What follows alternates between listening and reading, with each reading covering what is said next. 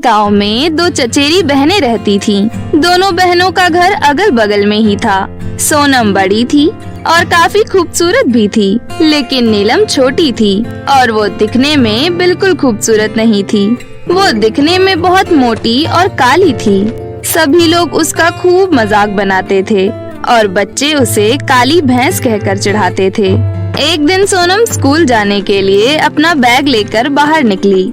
तभी नीलम ने उसे रोकते हुए कहा, सोनम मेरी बहन, चलो मैं भी तुम्हारे साथ स्कूल चलती हूँ। तू पागल हो गई है क्या? चल हट मेरे रास्ते से। तुझे पता भी है तू दिखने में कितनी बेकार है। एक तो मोटी, ऊपर से काली, छी छी छी छी। और मैं इतनी खूबसूरत। अगर मैं तुझे अपने साथ स्कूल लेकर जाऊंगी तो कहीं तेरा असर मुझ पर पड़ने लगा तो? देख सोनम, ज्यादा मत बोल। मेरी माँ कहती है मैं दुनिया की सबसे खूबसूरत लड़की हूँ। मेरा दिल बहुत खूबसूरत है और लोग खूबसूरत दिल से होते हैं, ना कि चेहरे से। तेरी मम्मी तो कुछ भी बोलती है। वो तो ये भी कहती है कि तू चांद है।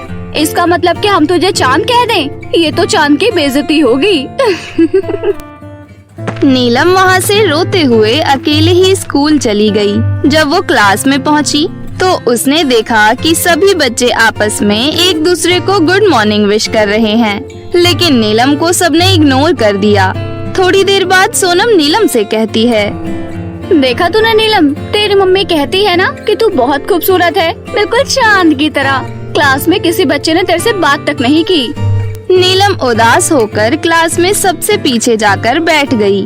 उसके बाद काफी दिनों तक रोजाना ऐसे ही चलता रहा, तो वो अपना खाली समय पढ़ने में लगाती थी। इस वजह से नीलम पढ़ने में बहुत तेज थी। स्कूल में एग्जाम हुए। एग्जाम के बाद रिजल्ट का दिन आया। रिजल्ट वाले दिन क्लासरूम में सोनम ने नीलम से कहा, तुझे पता है नीलम, आज तो क्लास में फर्स्ट मैं ही आऊंगी, क्योंकि सुंदर बच्चों को तो मैडम ज्यादा नंबर देती है ना। नीलम, तुझे नहीं आना क्या फर्स्ट? मुझे लगता है तू फर्स्ट आएगी, लेकिन ऊपर से नहीं, नीचे से। एक बार फिर सोनम ने नीलम का मजाक बनाया और हंसने लगी। सोनम की बातें सुनकर बाकी क्लास के बच्चे भी हंसने लगे। तभी मैडम क्लास में आई और उन्होंने रिजल्ट की घोषणा की।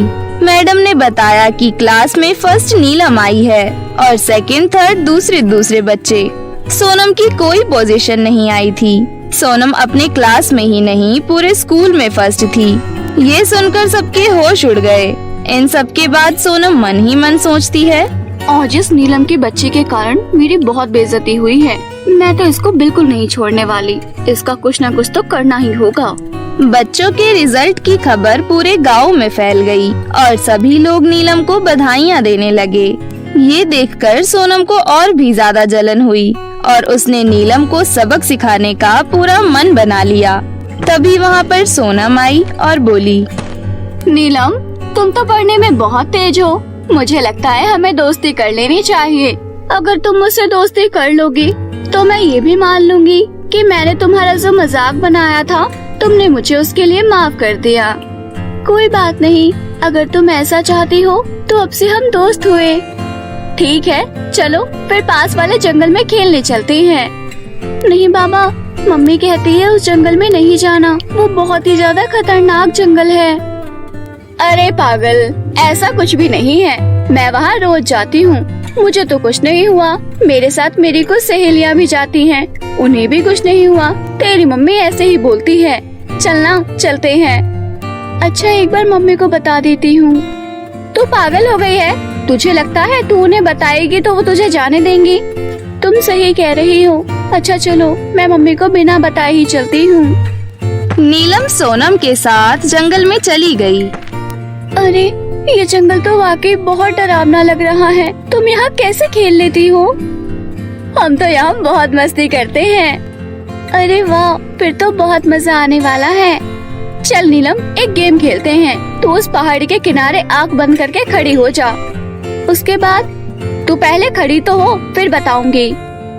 नीलम अपनी आंखें बंद करके पहाड़ी के ऊपर खड़ी हो गई। सोनम थोड़ा सा मुस्कुराई और उसने नीलम को पहाड़ी से धक्का दे दिया।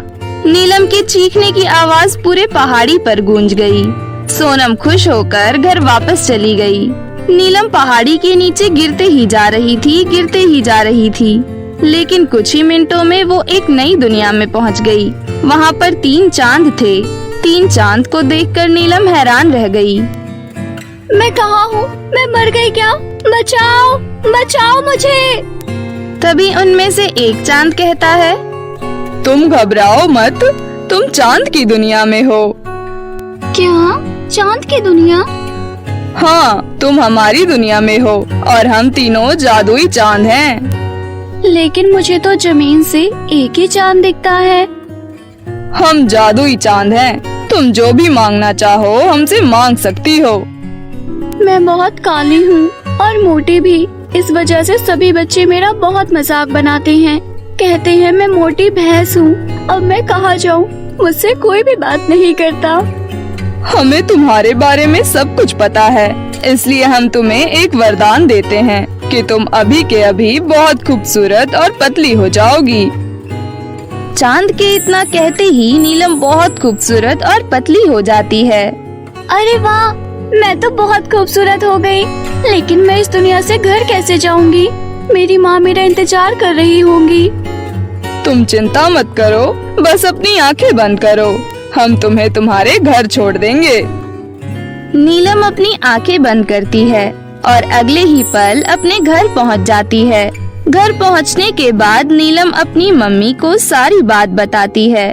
नीलम की माँ भी नीलम को देखकर बहुत खुश होती है। अगले दिन जब नीलम स्कूल जाती है, सारे बच्चे और सोनम उसे देखकर बहुत हैरान हो जाते हैं। तभी सोनम वहाँ आती है और कहती है, नीलम, तू जिंदा है? तुझे कुछ नहीं हुआ? और तू इतनी खूबसूरत कैसे हो गई? मैंने तुमसे कहा था ना कि शक्ल से कुछ नहीं होता, मन खूबसूरत होना चाहिए। और मेरा मन बहुत खूबसूरत है, इसलिए मैं इतनी खूबसूरत हो गई। और तुम्हारे पहाड़ी से धक्का देने के बावजूद मुझे कुछ भी नहीं हुआ। मुझे माफ कर दो बहन, मैं अब तुम्हें कभी माफ नहीं करूँगी।